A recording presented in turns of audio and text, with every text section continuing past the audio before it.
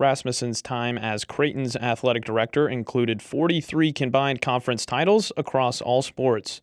The university saw an upgrade in facilities for basketball, volleyball, and soccer, along with the baseball team moving its home games to the site of the College World Series, TD Ameritrade Park in downtown Omaha.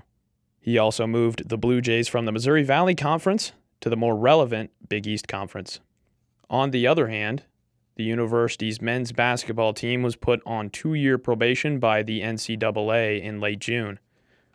The punishment was the result of a multi-year investigation into recruiting allegations involving an assistant coach.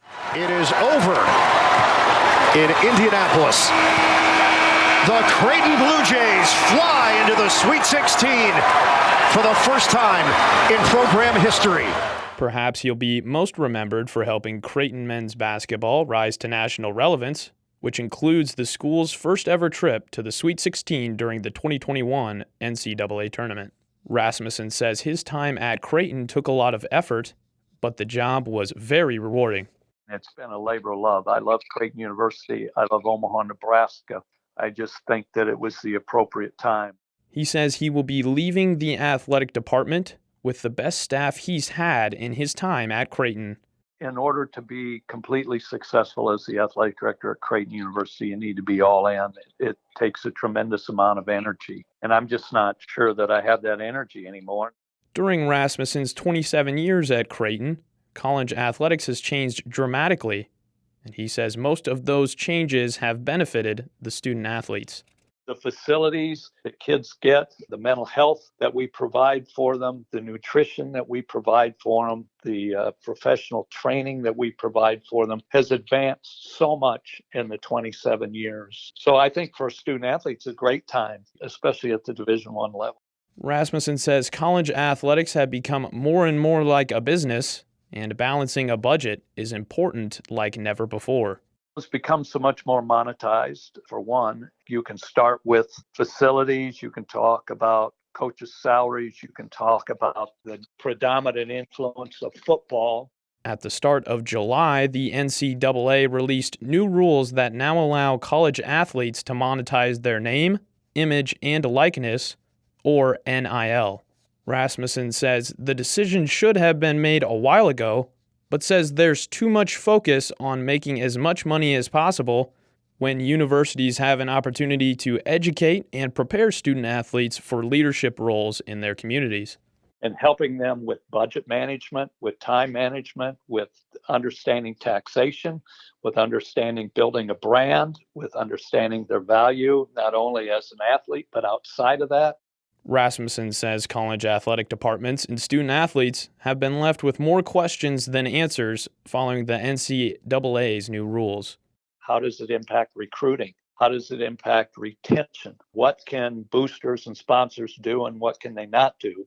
Rasmussen served on the NCAA Men's Basketball Selection Committee for 5 years and was the chair of the committee in 2018. He says there was a lot of work involved, but the athletic department staff helped him through the process.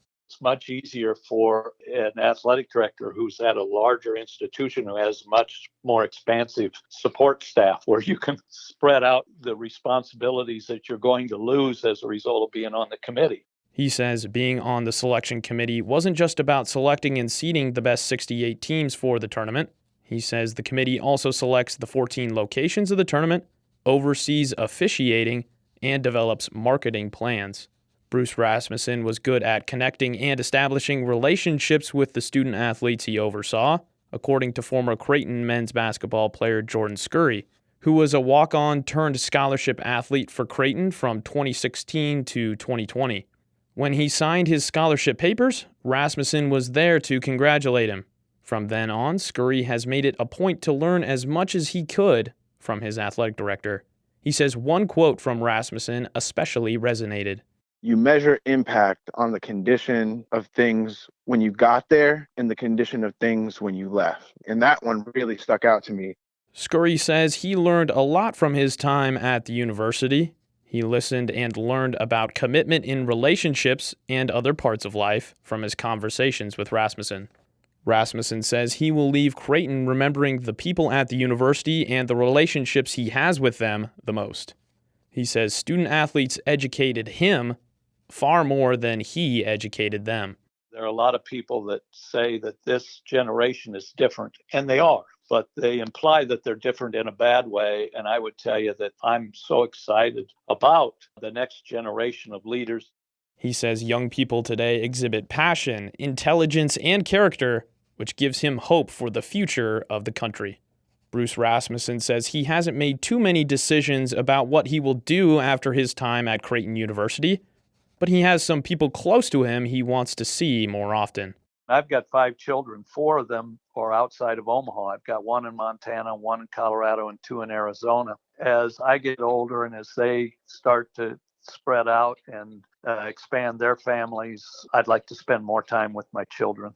Additionally, Rasmussen says he has been somewhat active with numerous nonprofit organizations in Omaha and the area.